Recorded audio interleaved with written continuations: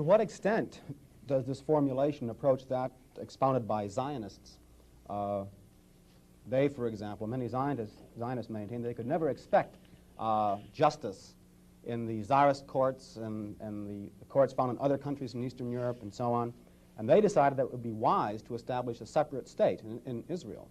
And all of the world powers got together, the white world powers, I should say, got together and helped all of these white Jews to establish a separate state in the heart of a dark-skinned people's territory.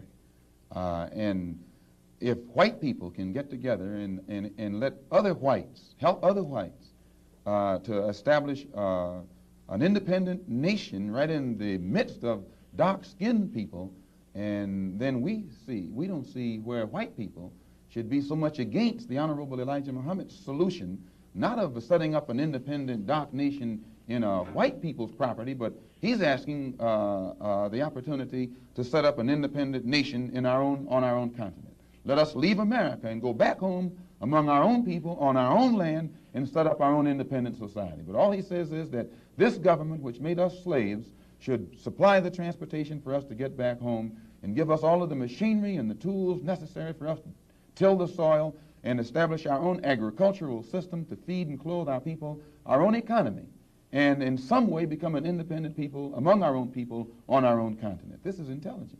And Zionists should never criticize us. You say then that the United States is not the black man's country. Definitely American not. laws No, are no. not black men's laws. No. American laws are not the black man's laws. Well, the laws here in America were made by white people for the benefit of white people. The Constitution was written by whites for the benefit of whites. It was never written for the benefit of blacks. And when you read the Constitution, I think in Article 1, Section 2, or Section 1, Article 1, some one of the two, and it's in the Constitution, it says that it classifies black people as 3/5 of a man. 3/5 of a man, subhuman, less than a human being.